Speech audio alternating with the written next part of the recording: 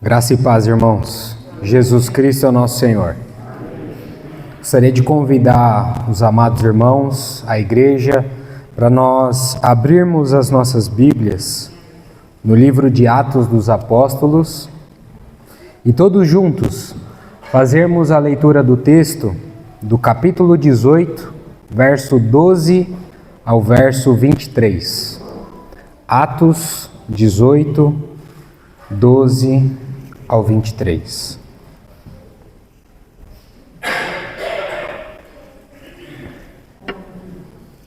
Quando, porém, Galho era procônsul da Acaia, levantaram-se os judeus concordemente contra Paulo e o levaram ao tribunal, dizendo: Este persuade os homens a adorar a Deus por modo contrário à lei.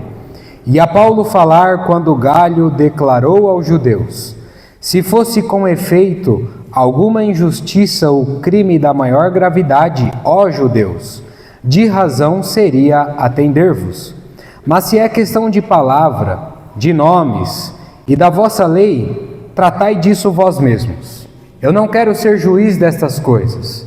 E o expulsou do tribunal. Então todos agarraram Sóstenes, o principal da sinagoga, e o espancavam diante do tribunal. Galho, todavia, não se incomodava com estas coisas.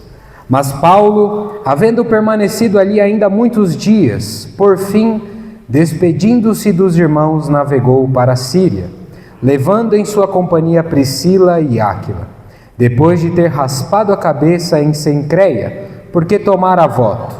Chegados a Éfeso, deixou-os ali.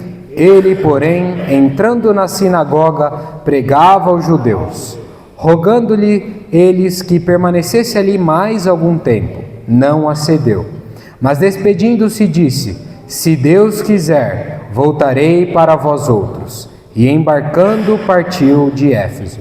Chegando a Cesareia, desembarcou, subindo a Jerusalém, e tendo saudado a igreja, desceu para Antioquia. Havendo passado ali algum tempo, saiu atravessando sucessivamente a região da Galácia e Frígia, confirmando todos os discípulos. Vamos orar novamente pela mensagem desta noite.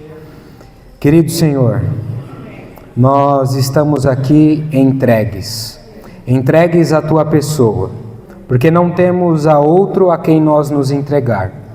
Senhor, é o nosso Senhor e o nosso Salvador. Por isso, Senhor, rendemos graças a Ti, louvores a Ti, porque, Senhor, o Teu nome está acima de todo nome. Senhor, nos ensina a falar de Ti. Nos ensina, Senhor, a pregar a Tua palavra de maneira fiel. Senhor, nós queremos abrir as nossas bocas, não para falar de nós mesmos, mas para falarmos do nosso Senhor. Senhor, nós oramos a Ti pedindo a Tua presença. O Senhor se faça presente no nosso meio, porque, Senhor, não faz sentido estarmos aqui sem a Tua presença, sem falar de Ti, sem render louvores e honrar a Tua majestade, Senhor.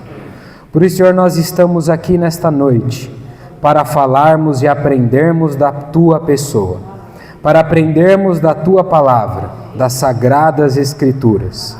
Senhor, esteja ungindo os meus lábios, que eu não possa atrapalhar a Tua palavra, Senhor.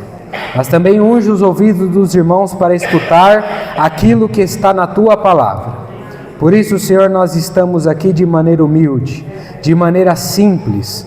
Por isso que estamos orando, porque reconhecemos que somos fracos e carecemos do nosso Deus Todo-Poderoso. Em nome de Jesus. Amém. Bom, amados irmãos, neste final de semana, nós vamos dar continuidade à nossa série de estudos do livro de Atos dos Apóstolos. Mas antes de nós falarmos do texto lido, apresentado neste momento, se faz necessário recapitularmos um pouco da mensagem do final de semana passado. Creio que todos os irmãos que estão aqui presentes, ou os irmãos que não estiveram, mas tiveram a oportunidade de escutar no canal Comunidade Irmãos em Cristo as mensagens, nós fomos muito ajudados.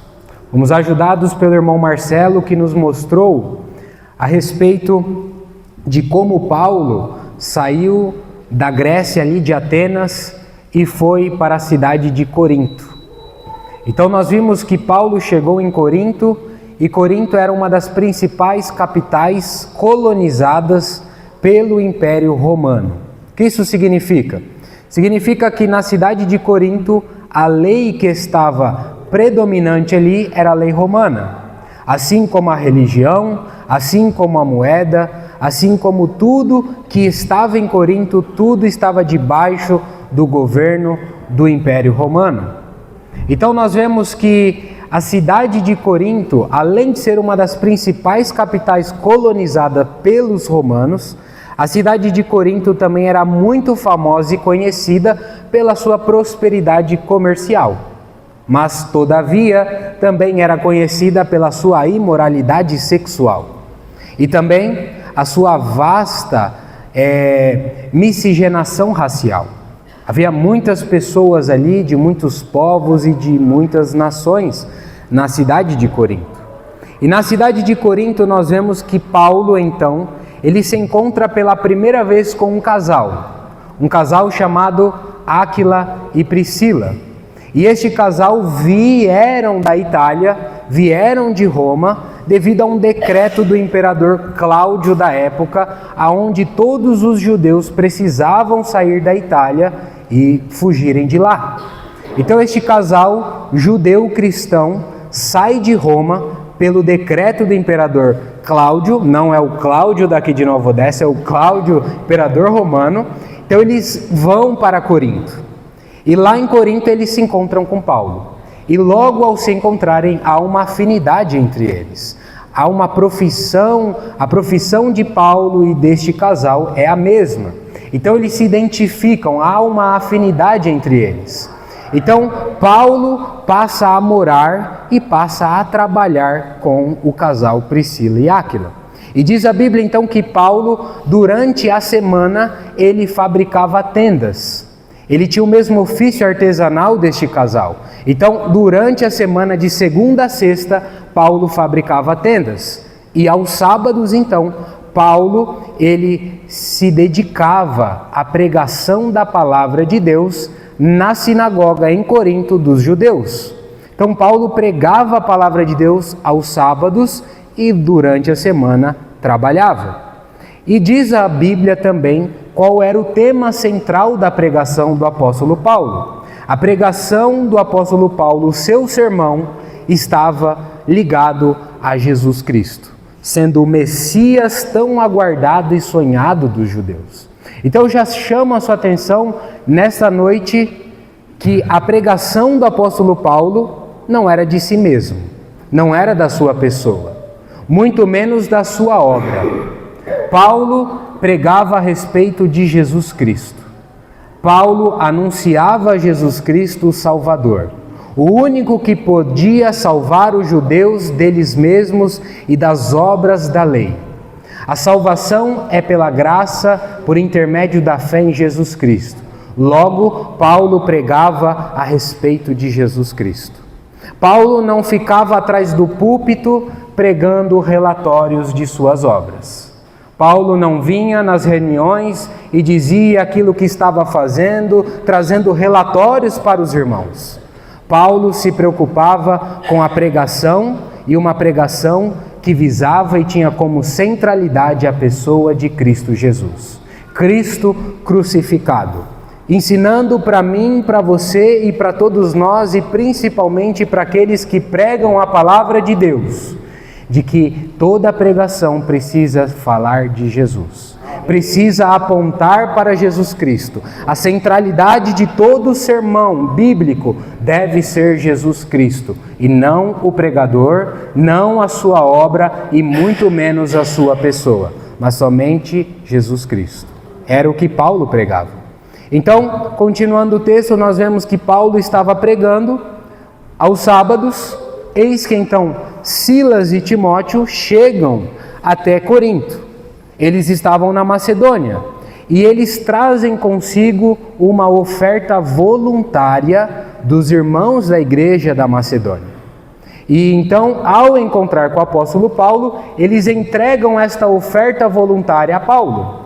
Paulo, ao receber essa oferta, ele entende que aquela quantia era suficiente para a sua sobrevivência, para a sua subsistência. Então, o que Paulo faz? Entendendo que aquilo era suficiente, Paulo para então de trabalhar durante a semana fabricando tendas e ele passa então se dedicar de maneira integral para a pregação da palavra de Deus.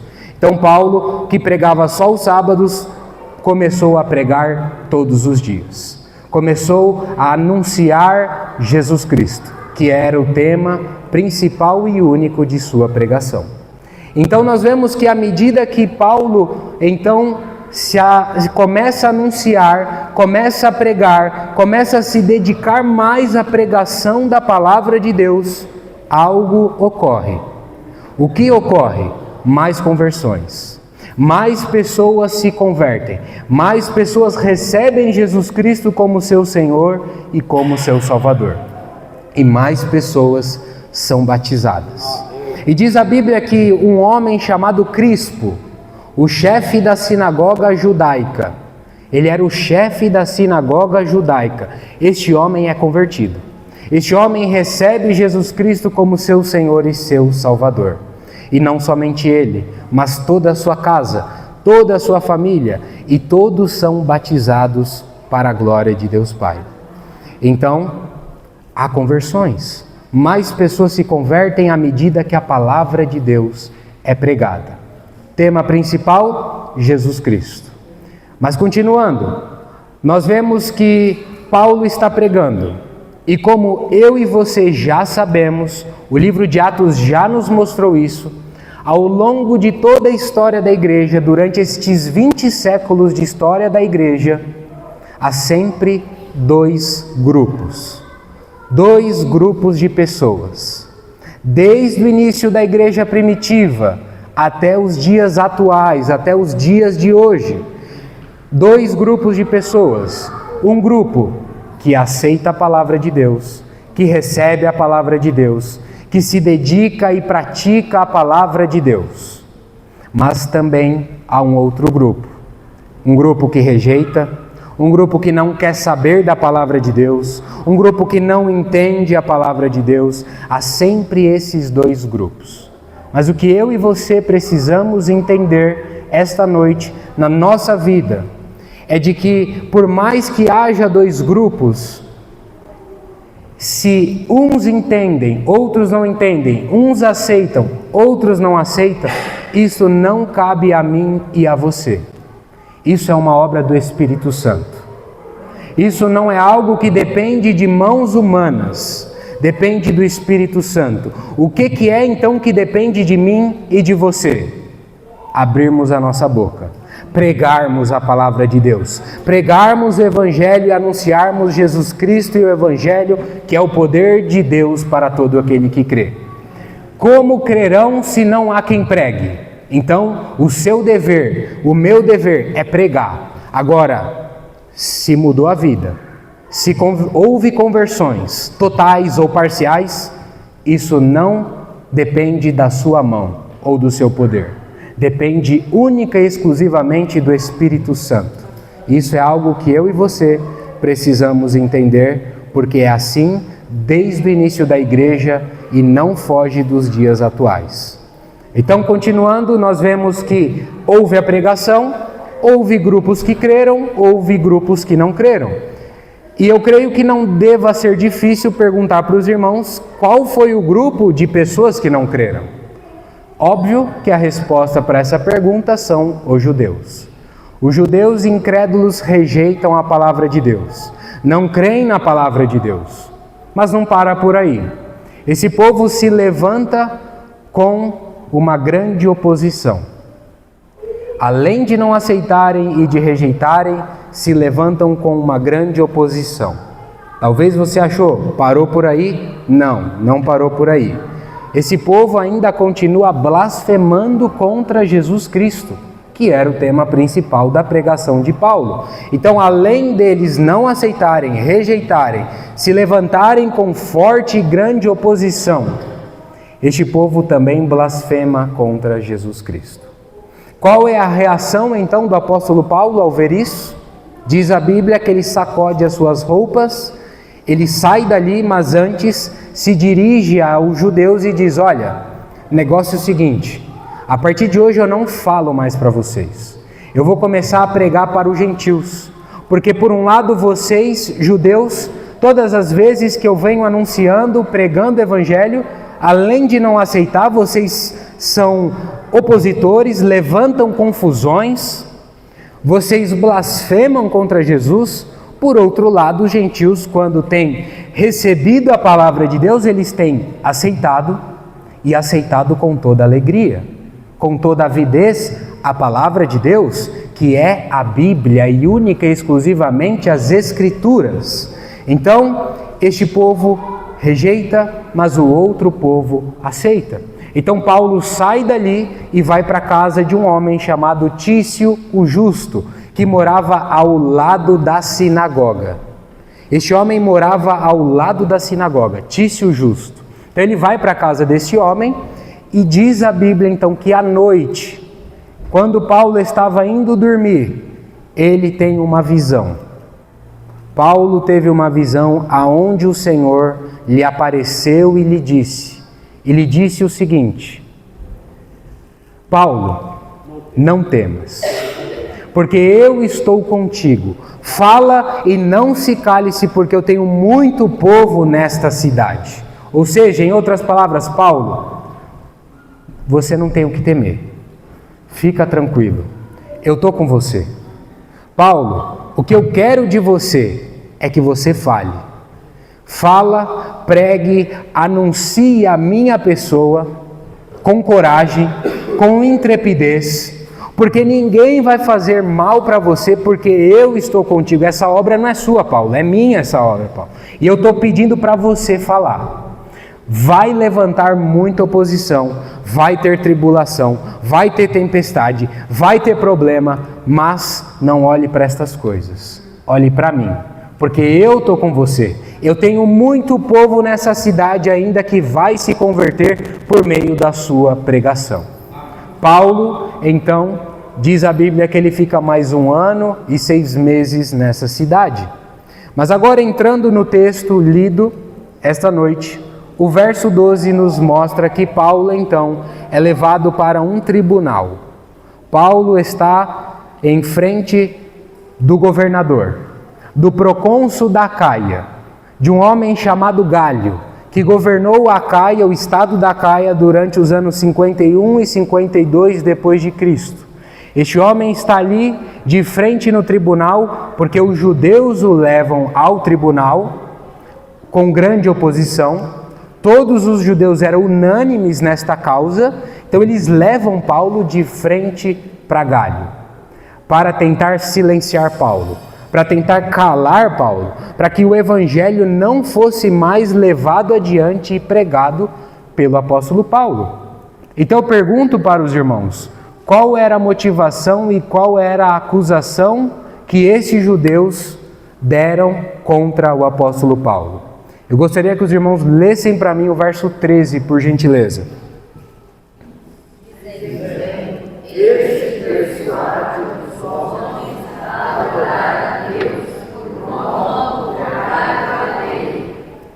Então nós vemos aqui que a acusação dos judeus contra o apóstolo Paulo é o seguinte, este homem aí, Paulo, ele anda persuadindo a todos nós a adorarmos a Deus de maneira contrária à lei. Então eu pergunto, que lei é essa? Qual é a lei que eles estão aqui dizendo? É a lei de Moisés? É a lei judaica? É a lei romana que estava em vigor? Que lei é essa? A palavra aqui no original grego para lei é nemos. O que isso significa? Essa palavra, ela não tem um direcionamento para qual lei é. Fica em aberto. Que lei que seria? Mas o contexto do texto, o qual nós não podemos fugir, nos deixa claro que se trata das duas leis. E nós vamos ver isso. Porque qual aqui é a acusação dos judeus contra Paulo? Esse homem tem persuadido nós adorarmos a Deus de maneira contrária à lei. Então vamos entender como era a lei romana. A lei romana na época dizia o seguinte: toda religião que se levantasse ou que fosse criada era obrigatoriamente necessário ser autorizada pelo Senado romano, pelo imperador romano e protocolada. Se essa religião surgisse e não tivesse sido aceitada pelo imperador, ali pelo Império Romano, pelo Senado, essa religião não era autorizada por lei. O judaísmo, os judeus, eles já se poupavam e se gozavam desde o primeiro século. Por quê? Porque o judaísmo já havia sido autorizado como lei oficial pelo Império Romano. Então o judaísmo era algo aprovado por lei, aprovado pelos romanos, aprovado no Senado. Já o cristianismo não, ainda não. Paulo estava pregando. Então a lei dizia que não podia vir uma nova religião. E os judeus sabiam disso da lei romana, já que moravam numa cidade colonizada pelos romanos e a lei romana estava em vigor. Então eles estão de frente do governador de Gálio, o procônsul, e eles levam este argumento jurídico: esse homem está persuadindo a nós adorarmos um Deus diferente daquilo que nós estamos acostumados e diferente da lei que está em vigor. Essa religião que ele tem pregado, que tem falado aqui, não é autorizada pelo Império Romano. Qual era o objetivo? Silenciar, calar. Se o imperador aceita isso, se o governador aceita, o procônsul aceita, Paulo teria que ter parado de falar, o evangelho não iria ser levado adiante, Paulo não iria continuar ali pregando, poderia até mesmo ser apedrejado ou morto ali. Mas então qual é o entendimento do procônsul? O que este homem entende? O que este governador Gálio ele entende? Então chama a sua atenção ao verso 14. Paulo ele ia começar a fazer a sua autodefesa. Ele ia começar a se defender contra a acusação.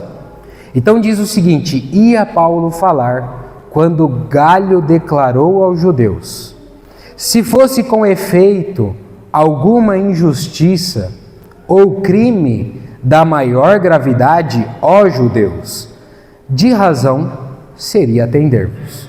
Ou seja, em outras palavras, ele está dizendo: eu tenho visto aqui, analisado os fatos, não estou encontrando nenhuma injustiça. Não estou encontrando, na versão Jerusalém, em outras versões fala que eu não tenho visto crime algum que este homem cometeu. Então eu não vou julgar, eu não serei juiz de vocês, porque eu não tenho visto injustiça, eu não vejo crime nenhum, não vou ser juiz desta causa. Em outras palavras, eu tenho muito mais do que fazer do que ficar preocupado com picuinhas de vocês. Tanto é que a resposta dele seguinte é o seguinte: se é questão, aí entra a lei judaica, se é questão de palavras, de nomes, da vossa lei, não da lei romana, da vossa lei, lei judaica, perdão que eu perdi aqui, da vossa lei, tratai disso vós mesmos. Eu não quero ser juiz dessas coisas. Então, ou seja, é um problema interno de vocês. Eu não vou tratar. Vocês têm que se resolver entre vocês mesmos, porque é uma questão de palavra, é uma questão de expressão, uma questão de fonética. Eu, como governador, como procônsul, vou tratar de coisas maiores, que sejam da lei, que eu tenho que executar. Mas se é algo interno de vocês, resolvam entre vocês mesmos. Então eu gostaria de chamar a sua atenção a este posicionamento de Gálio, a essa reação e este entendimento de Gálio, o procônsul governador. Ao mesmo tempo que este homem está correto, ele também está errado. Primeiro, ele está correto por quê? Porque, de fato, o governador, o Estado, não deve se intrometer em questões religiosas.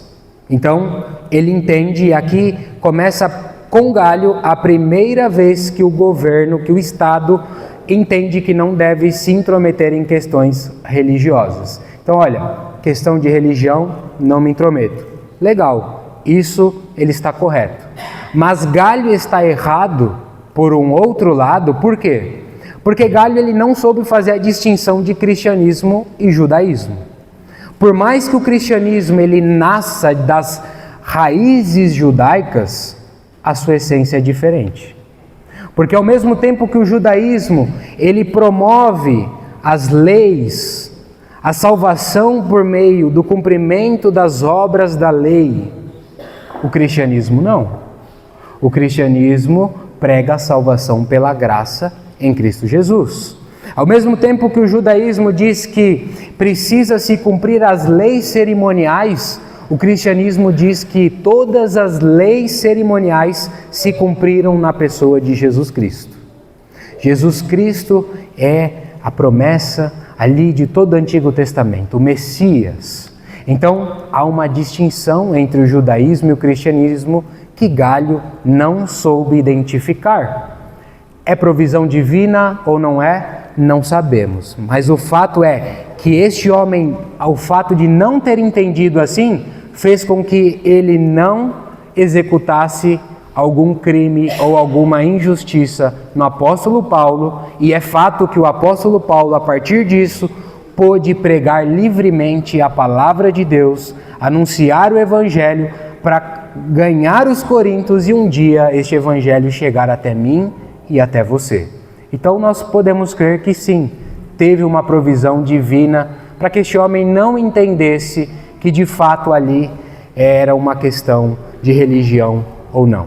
Se ele entende, Paulo provavelmente teria sido silenciado. Mas Deus havia prometido a Paulo de que ninguém iria tocar nele. Lembra do sonho que nós falamos? Eu estarei contigo. Fala e não se cale-se. Então, ou seja, nós vemos aqui que toda a promessa de Deus, aquilo que Ele promete para mim, para você, segundo a sua palavra, tudo se cumpre. A palavra de Deus, ela se cumpre. Toda a promessa do nosso Senhor, nenhuma falhou e jamais falhará. Por quê? Porque o nosso Deus é um Deus que tem palavra. Não é um Deus que mente, não é um Deus que tem duas conversas, como eu e você. O nosso Deus é um Deus santo, é um Deus verdadeiro, é um Deus que aquilo que Ele promete, Ele cumpre. E é Ele que pode virar para mim e para você e falar: vinde a mim todos os que estáis cansados e sobrecarregados, que eu vos aliviarei. Então Paulo sabia que a sua confiança não era em circunstâncias, a sua confiança não era em pessoas, mas a sua confiança era única e exclusivamente em Deus. Então eu pergunto para você, em quem você tem colocado a sua confiança? Em pessoas? Em circunstâncias? Em lugares? Em lembranças do passado? Ou você tem colocado a sua confiança no único que deve ser colocado, que é o nosso querido e amado Senhor? Será que nós temos colocado a nossa confiança em Deus? Confiado de fato no nosso Senhor? É uma pergunta que eu e você precisamos fazer.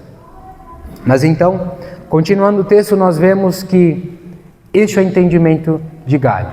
O que Galho faz então? Expulsa todos os que estavam ali diante do tribunal, ele expulsa-os para fora. Manda todo mundo embora. Resolve vocês que esse negócio é um negócio interno de vocês. Não me intrometam, não serei juiz. Todo mundo para fora. Então todo mundo vai para fora. E o que acontece? Uma grande confusão. O tempo fecha. Uma grande briga, aonde um homem chamado Sóstenes é espancado na frente de todo mundo. Espancado em praça pública, porque o tribunal naquela época era feito nas praças, na frente de todo mundo. Então esse homem Sóstenes ele é surrado na frente de todo mundo. E eu chamo a sua atenção e destaco algo importante, que talvez eu e você passamos despercebido. Quem é Sóstenes? Sóstenes é um chefe da sinagoga judaica. Mas, anteriormente, havia um outro chefe, chamado Qual era o nome do chefe da sinagoga? Crispo. O que aconteceu com Crispo? Ele se converteu. Ele aceitou Jesus. Perdeu a sua posição de chefe da sinagoga. Aqui nós vemos um primeiro livramento de Deus na vida de Crispo. Porque era para Crispo apanhar. Era para Crispo ser surrado na frente de todo mundo. Mas esse homem aceitou Jesus como seu Senhor e Salvador. Deus o poupou, o livrou, porque era ele que era para apanhar. Então, como este homem saiu, os judeus levantaram outro líder da sinagoga chamado Sóstenes. E é este homem que apanha e é surrado na frente de todo mundo. E aqui eu abro um parênteses aos irmãos, com algo histórico e não bíblico, para deixar muito claro. Alguns manuscritos antigos dizem o seguinte: quem bate em Sóstenes, quem dá uma surra em Sóstenes, não são os judeus, mas são os gregos. Os gregos que batem em Sóstenes. Faz total sentido lógico. Por quê? Porque se Sóstenes é o líder, o chefe da sinagoga dos judeus, que estava advogando em favor dos judeus contra Paulo, ou seja, ele estava junto com eles, confirmando, argumentando junto com os judeus, porque os judeus iriam bater no líder da sinagoga dos judeus e que estava advogando junto com eles. Logo, quem bateu seriam os gregos. Deixando claro, isso está num manuscrito histórico antigo, não é Bíblia, não é inspirado pelo Espírito Santo. O que é inspirado pelo Espírito Santo é a Bíblia, então nós nos pautamos nela, certo? Este manuscrito, ele corrobora com a história e não infere em nada no texto. Então podemos usar. Agora, se é algo que traz um sentido contrário, que há contradição, eu e você rejeitamos. Porque a Bíblia é a palavra de Deus e somente a Bíblia é inspirada pelo Espírito Santo. Amém? Então, queridos irmãos, eu finalizo por aqui, mas antes trago algumas aplicações para que nós amanhã continuamos com a exposição do texto do verso 18 ao verso 23. Então, a primeira coisa que eu chamo a sua atenção é a perseverança na fé em meio à injustiça. Nós vemos o apóstolo Paulo, um homem de Deus, sendo injustiçado a todo momento e a todo tempo. Um homem passando por muitas tribulações, por muitas tempestades e injustiças. Mas nós não vemos esse homem murmurando, reclamando de nada. Nós vemos esse homem perseverando. Por quê? Porque esse homem sabia em quem ele cria. Ele sabia em quem ele estava depositando a sua fé. Ele não depositava a fé dele em pessoas, em eventos ou circunstâncias. Ele depositava a sua fé única e exclusivamente em Jesus Cristo. Ele sabia em quem ele tinha crido e em quem ele cria. Eu e você também precisamos depositar a nossa fé, a nossa esperança no Senhor e sabermos em quem nós temos crido. Há muitos de nós que podemos estar passando por tempestades, por tribulações, por dificuldades na vida. E de fato todos nós passaremos. Deus nunca prometeu para nós que o mundo seria uma maravilha. Deus nunca prometeu que nós não passaríamos por tribulações. No mundo tereis aflições, mas tende bom ânimo. Eu venci o mundo. Por mais que nós passamos por problemas, tempestades, dificuldades, Deus não prometeu que nos tiraria delas, mas Ele prometeu que passaria conosco nelas. Então, se você está passando por alguma coisa, saiba, Deus, Ele não larga a sua mão, mas você não pode largar a mão dele, porque muitas vezes você larga a mão dele para dar a sua outra mão para a sua outra mão, porque você às vezes deposita a sua confiança no seu agir, no seu conhecimento, na força do seu braço. A nossa mão tem que estar estendida para aquele que estende a sua mão para nós, que é o nosso Senhor. Por mais que estamos passando por problemas, dificuldades ou já passamos por essas circunstâncias, saiba Que se você está passando por um problema, uma tribulação, uma dificuldade, se tudo isso é pelo nome do Senhor, pela pessoa de Cristo, a Bíblia diz que você é bem-aventurado. Então, se você está sofrendo, passando algo pelo Senhor, você é um bem-aventurado. Agora, se a sua vida está tranquila demais, calma demais, nada acontece na sua vida, talvez você e eu possamos estar jogando no time do inimigo. Porque eu e você não somos ameaça para ele. Talvez precisamos entender que estamos remando ao contrário daquilo que o Senhor nos chamou para remar. Porque se nós estamos incomodando de fato, levando e pregando o nosso Senhor, nós vamos incomodar o inimigo. Nós vamos incomodar as trevas. E muitas coisas, assim como o apóstolo Paulo, vai se levantar contrário a mim e você. E é motivo de desesperarmos? Não. É motivo de nós nos apegarmos mais em Cristo, porque somos bem-aventurados. Em nome de Jesus Cristo. Amém. Eu paro por aqui e amanhã a gente continua. Entrega a reunião para os irmãos compartilharem em grupos.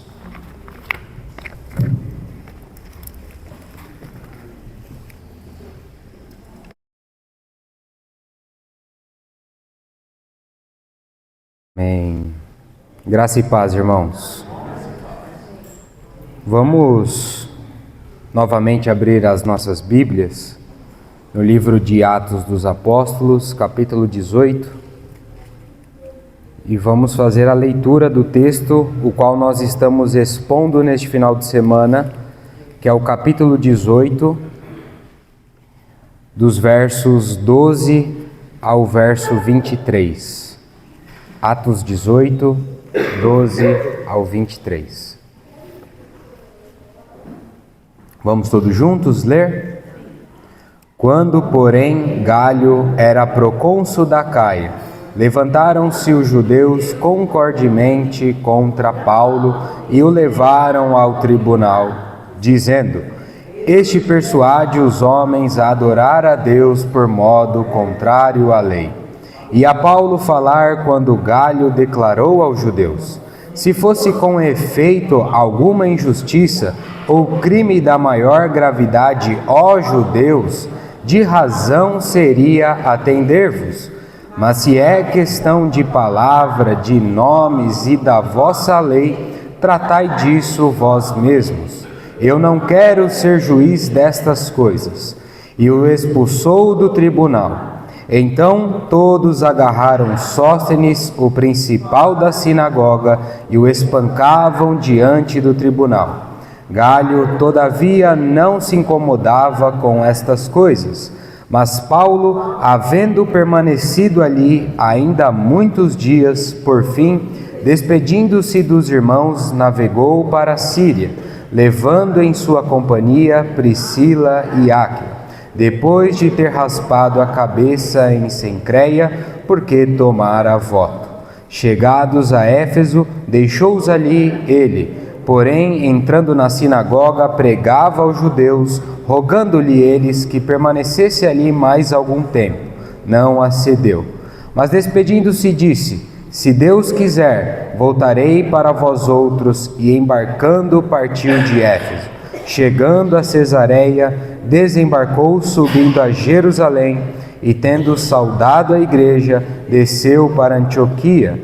Havendo passado ali algum tempo, saiu atravessando sucessivamente a região da Galácia e Frígia, confirmando todos os discípulos. Vamos orar novamente. Querido Senhor, nesta manhã nós oramos a Ti, pedindo a Tua graça, pedindo o Teu poder, pedindo a Tua sabedoria que vem lá do alto. Senhor, nós estamos aqui entregues à Tua pessoa. Espírito Santo de Deus, também estamos entregue à Tua condução. Conduza-nos nesta manhã, conduza a nossa vida a toda a verdade. Senhor, a Tua palavra é a verdade. Senhor, nos ensina, Senhor, a falar de Ti, a anunciarmos o nosso Senhor, a pregarmos o nosso Senhor Jesus Cristo. Senhor, não temos outro tema central a não ser apontar para Jesus Cristo.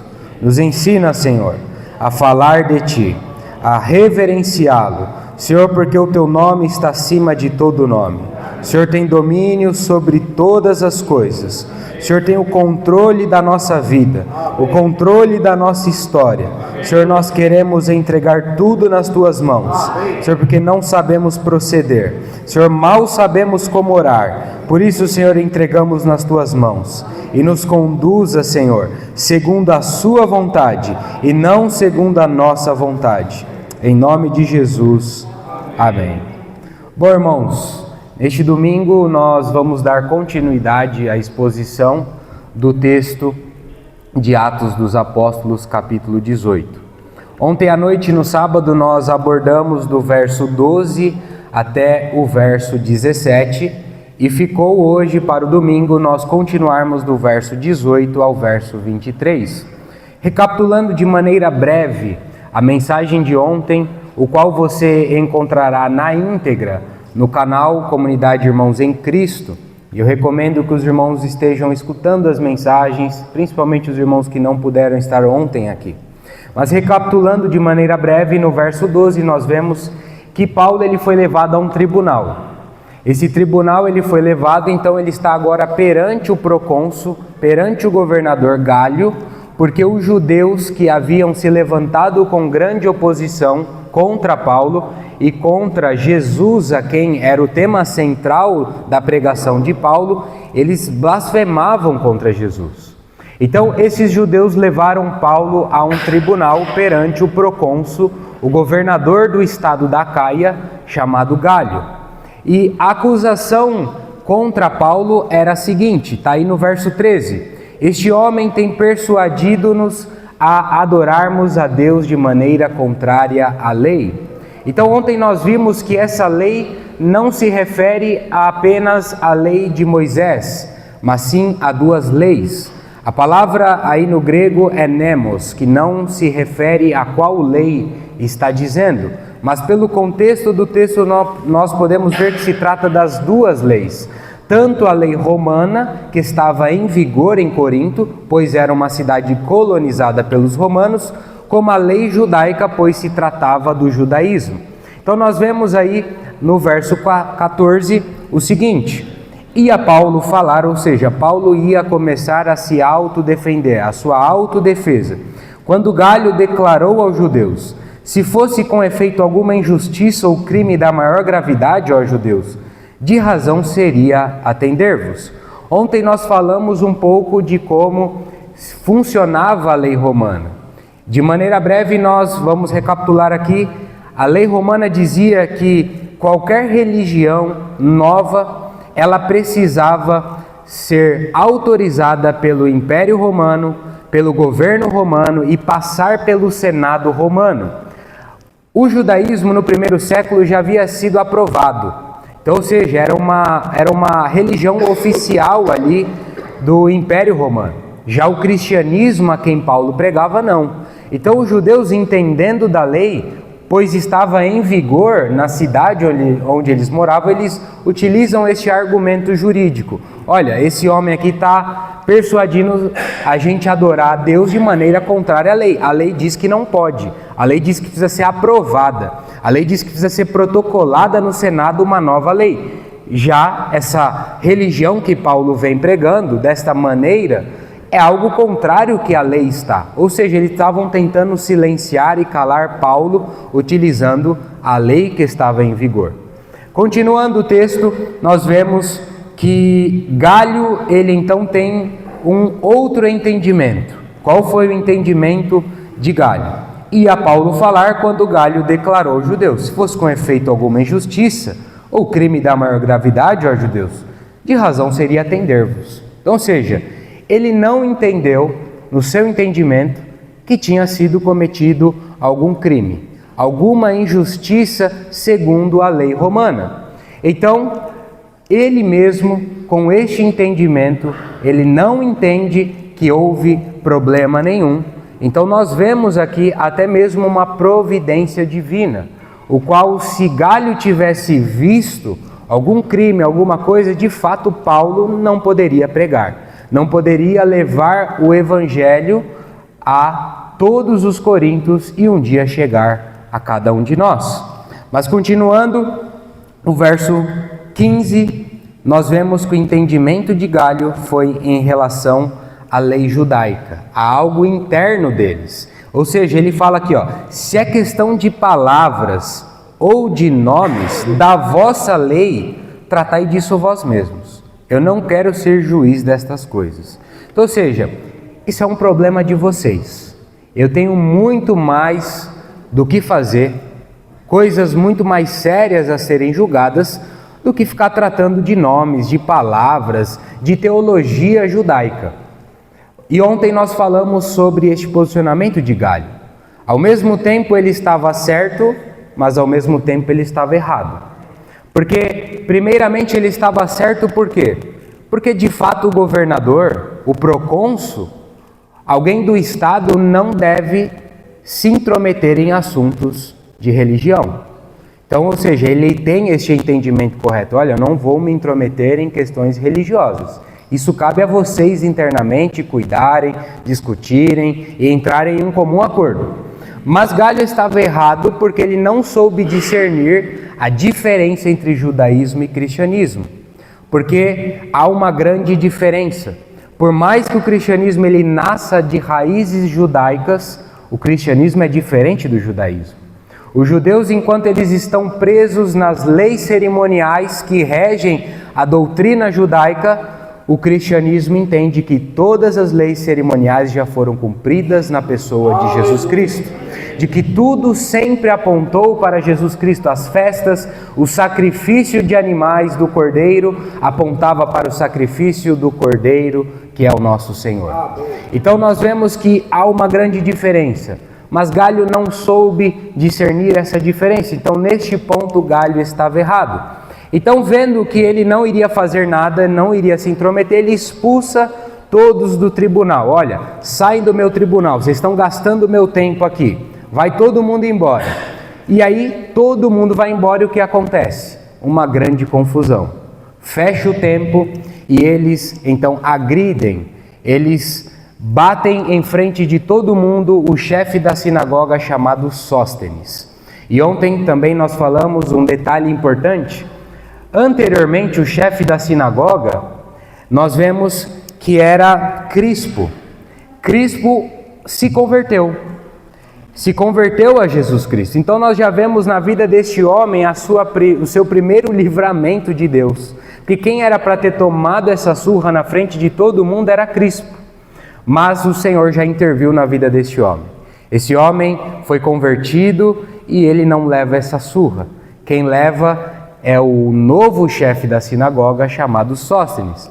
Mas abrindo um parênteses aqui, quando nós lermos as cartas aos Coríntios, a primeira carta, Paulo fala ao irmão Sóstenes. Ou seja, esse homem, creio que depois de uma surra dessa, há pessoas que precisam vir pelo bem e há pessoas que vêm pelo mal ao Senhor. Esse homem tomou uma surra e nós vemos que ele veio pelo caminho mais difícil, mas ele se converteu a Jesus Cristo.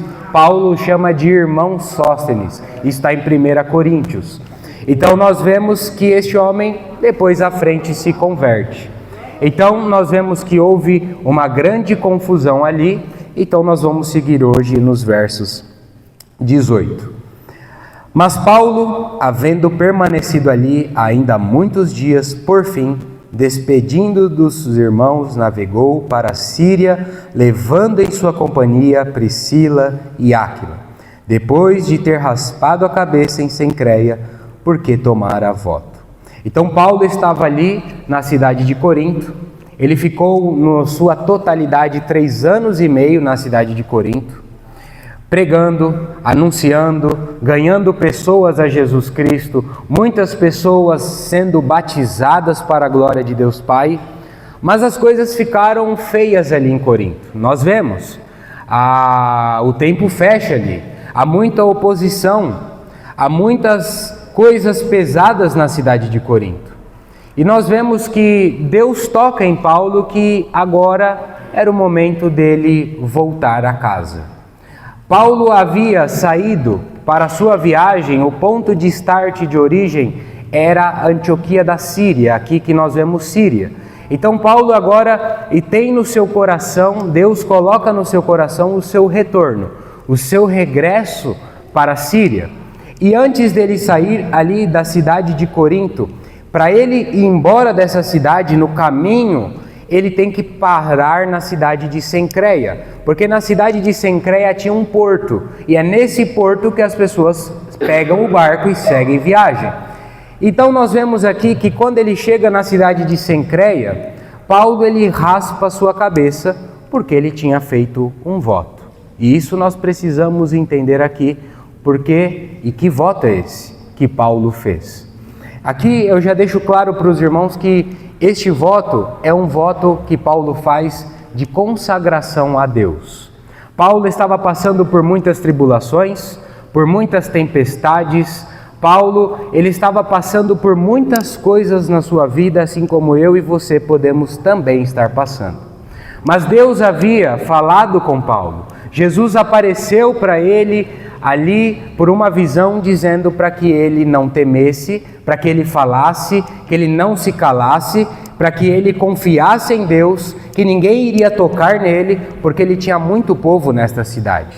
Então Paulo, ele não raspa o seu cabelo como um voto de consagração a Deus, o seguinte: olha, Senhor, eu creio em Ti. Se de fato o Senhor me poupar, me livrar, eu não vou cortar o meu cabelo. Então Paulo, ali ele faz um voto e ele corta o seu cabelo. E esse voto não é um voto de Nazireu, porque o voto de Nazireu, que está aí no livro de Números, nós vemos que este voto, ele não apenas se dá com o corte do cabelo. Precisa de outras coisas a mais para ser de fato um voto de Nazireu. O voto de Nazireu continha não cortar o cabelo, continha também não tocar em cadáveres, e também a pessoa que fizesse esse voto por um tempo não poderia comer ou beber qualquer alimento da videira, ou seja, que fosse da uva. Então nós não vemos no texto isso sendo apresentado, nós não vemos no contexto outras coisas que credenciam o voto de Nazireu para inferirmos e dizermos: olha, Paulo fez um voto de Nazireu aqui no capítulo 18 de Atos. Esse foi um voto que ele fez consagração, como eu e você já podemos ter feito na nossa vida. Olha, Senhor, se o Senhor me der isso, eu vou ofertar isso ao Senhor. Olha, eu vou ofertar minha vida ao Senhor, se eu conseguir tal coisa, esse trabalho. Então, Paulo faz um voto de consagração ao Senhor, agradecendo pelos livramentos, agradecendo pelas tribulações que ele passou na sua vida, por muitas coisas que este apóstolo estava sofrendo, tudo pela causa do Evangelho, e para que o Evangelho chegasse a todos os coríntios ali, como também a todos os irmãos da Macedônia, em todas as suas viagens, e que também chegasse um dia para cada um de nós. Então este é o voto que Paulo faz aqui.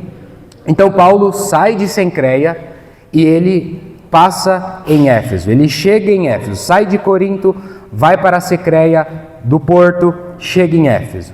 Só que nesta viagem de volta, ele está levando consigo aquele casal que ele havia encontrado em Corinto, Priscila e Áquila, que haviam saído da Itália devido a um decreto do imperador Cláudio, aonde todos os judeus precisavam ir embora.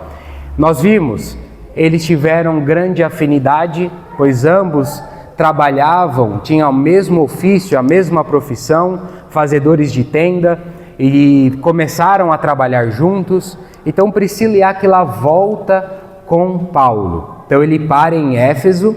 Ali em Éfeso, Priscila e Áquila ficam, e Paulo, diz o texto, aqui no verso 19, chegados a Éfeso, deixou-os ali. Deixou quem? Priscila e Áquila. Ele, porém, Paulo, entrando na sinagoga, pregava aos judeus, rogando-lhe eles que permanecesse ali mais algum tempo, não acedeu. Então isso significa que Paulo, ele chegou em Éfeso, deixou Priscila e Áquila ali na cidade de Éfeso. Quanto a Paulo, ele foi para a sinagoga. Ele foi rever os irmãos ali de Éfeso. E Paulo estava pregando a palavra de Deus na sinagoga. E à medida que Paulo estava pregando a palavra de Deus, no final os irmãos pediram para que Paulo continuasse em Éfeso.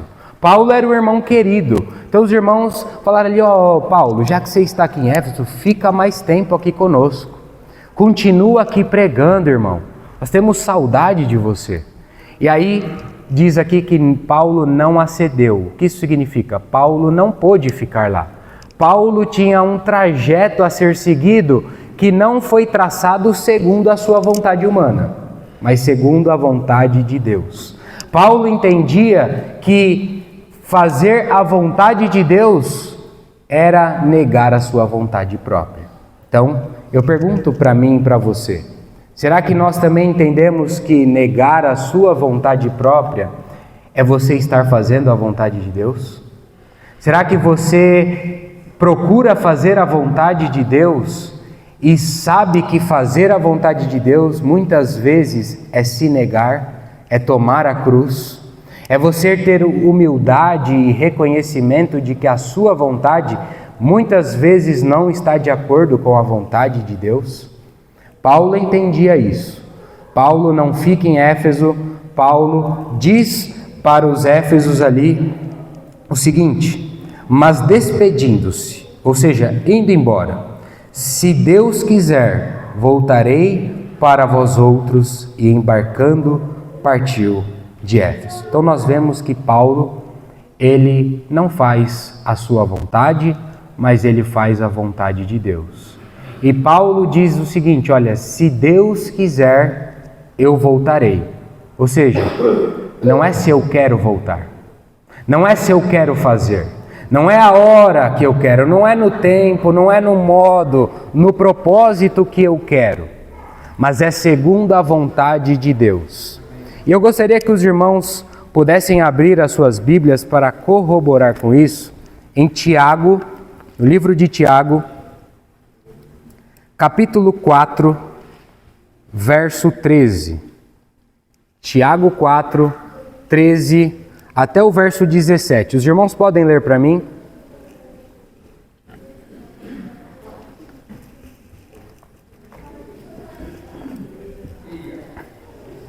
Tiago 4, de 13 a 17.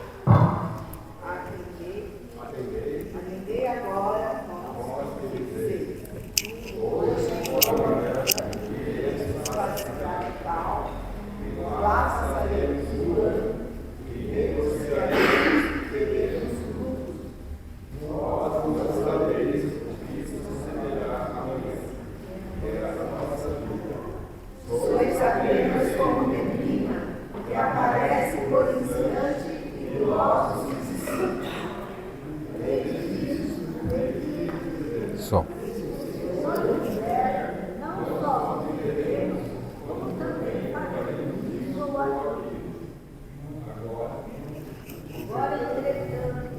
Os jactais das vossas arrogâncias e presunções. Toda jactância semelhante a essa é maligna. Portanto, aquele que sabe que deve fazer o bem, não faz, e isso será pecado. Aqui nós vemos que no verso 13, Tiago ele diz o seguinte, atendei agora, ou seja, presta atenção, vós que dizeis, hoje ou amanhã, ou seja, amanhã eu vou fazer isso, hoje eu vou fazer aquilo, a minha vida vai ser dessa maneira. Tiago está dizendo o seguinte, olha, toma cuidado com isso. Passaremos um ano, negociaremos e teremos lucros. Nós não sabemos o dia de amanhã. O amanhã não pertence a você, o amanhã pertence a Deus. Então nós vemos aqui, que é a vossa vida? Sois apenas como neblina, que aparece por instante e logo se dissipa. Em vez disso, deveis dizer, se o Senhor quiser. Então Paulo está dizendo, olha, se o Senhor quiser, eu vou voltar. Se o Senhor quiser, eu retorno a Éfeso. Não é segundo a minha vontade, porque ele entende que tem alguém governando a vida dele. Será que nós entendemos que tem alguém maior e muito maior do que eu e você que governa a nossa vida? Quem tem que governar a nossa vida é o Espírito Santo. A sua vontade, a minha vontade, sempre deve morrer, para que a vontade de Deus seja feita. Então, Paulo não só está colocando e entendendo que a vontade dele é nada e a vontade de Deus é tudo, mas nós vemos que Paulo também está profetizando aqui a sua terceira viagem missionária. Porque nós veremos depois que Paulo, ele sai de Corinto, vai fazer agora em várias cidades e a terceira viagem dele vai ser logo em Éfeso. Então, ou seja, a vontade de Deus era que ele voltasse. Então ele volta e vai ter a sua terceira viagem missionária ali no capítulo 19 em Éfeso. Então, despedindo-se, se Deus quiser, voltarei para vós outros, e embarcando partiu de Éfeso.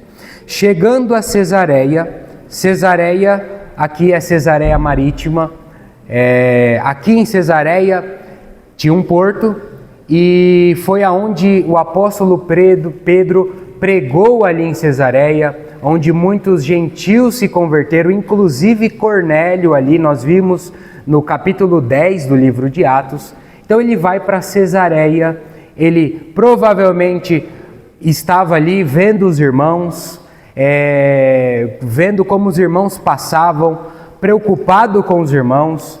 Então eu chamo a sua atenção a algo importante, porque pregar não é só para pregar para pessoas novas, não é só trazer novos convertidos.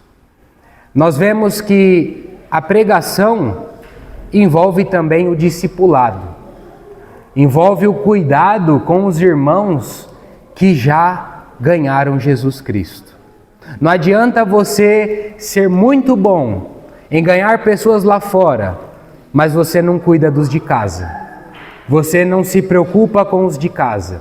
Paulo estava passando por cada cidade ali, por cada igreja que já tinha sido levantado irmãos, ele continuava pregando, continuava preocupado com os irmãos, pastoreando estes irmãos. Então nós vemos que Paulo vai para Cesareia, vê os irmãos ali, desembarcando, ele sobe para Jerusalém e ele ainda sauda a igreja de Jerusalém. Ele vê como os irmãos estão ali em Jerusalém, na igreja de Jerusalém. E diz o seguinte: saudado a igreja, desceu para Antioquia, que era o seu fim, era ali o seu destino final, Antioquia da Síria. Mas nós vemos aqui que talvez Paulo cumpriu agora, estava tudo certo, viu os irmãos, viu como eles estavam, ele se preocupou com eles, agora Paulo certamente vai descansar. Paulo agora vai para sua casa dormir, na sua cama, no seu cobertor, vai ficar tranquilo, mas não é isso que a Bíblia diz. Paulo, no verso 23, disse, vendo passado ali algum tempo, aonde Antioquia da Síria, ele sai. Saiu atravessando sucessivamente a região da Galácia e Frígia, confirmando todos os discípulos. Ou seja, esse homem não segue a sua vontade, não segue os seus desejos. Esse homem, ele está completamente e inteiramente focado nas coisas de Deus. Está completamente ansioso em fazer as coisas do Senhor, preocupado com as coisas de Deus. Será que nós temos nos preocupado com as coisas de Deus?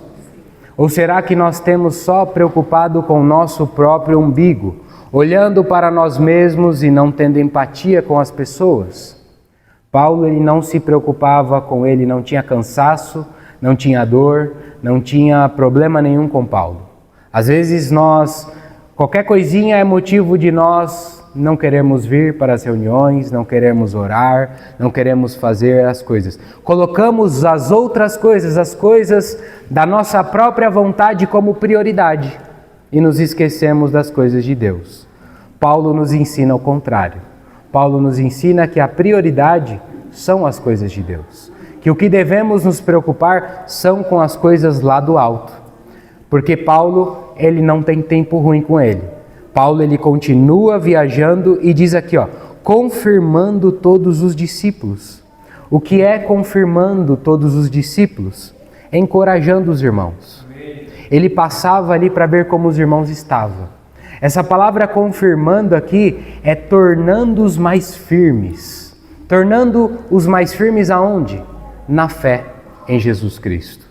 Então eu pergunto para você e para mim, será que eu e você, quando encontramos os irmãos nas reuniões e qualquer reunião que seja, nós temos confirmado os irmãos, os tornando mais firmes na fé?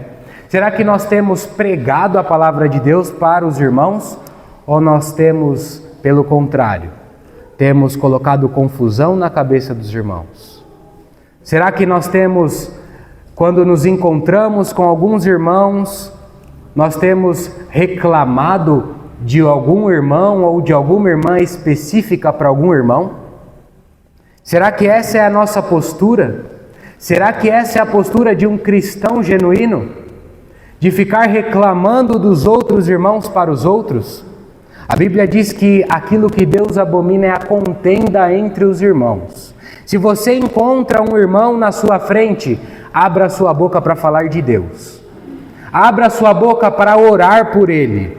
Não abra sua boca para falar mal de nenhum irmão. E se algum irmão vier até você e falar mal de outro irmão, peça para esse irmão não falar. Peça para esse irmão orar por aquele irmão. Essa deve ser a nossa postura como cristãos. Por quê? Porque nós somos filhos do Deus Altíssimo. Deus não quer que eu e você nos envolvamos com fofocas, com facções, com contendas. A nossa boca, nós podemos ver aqui, é para encorajar os irmãos. É para falar de Deus aos irmãos. É para os tornar-nos mais firmes na fé em Jesus Cristo, aquele que nós temos seguido. Aquele que foi à cruz por cada um de nós. Quer isso de mim e de você. O apóstolo Paulo estava pregando. Como nós falamos ontem, o seu papel, o meu papel é pregarmos, é falarmos, é anunciarmos a Jesus Cristo às pessoas, é levarmos o Evangelho às pessoas para mudar a vida dessas pessoas para melhor e nunca para pior. Irmãos, eu paro por aqui, mas eu trago uma aplicação importante, que nós possamos encorajar os irmãos, fortalecer os irmãos na fé, porque é isso que eu e você fomos chamados, para que nós levamos os irmãos a perseverarmos na fé em Jesus Cristo. Amém.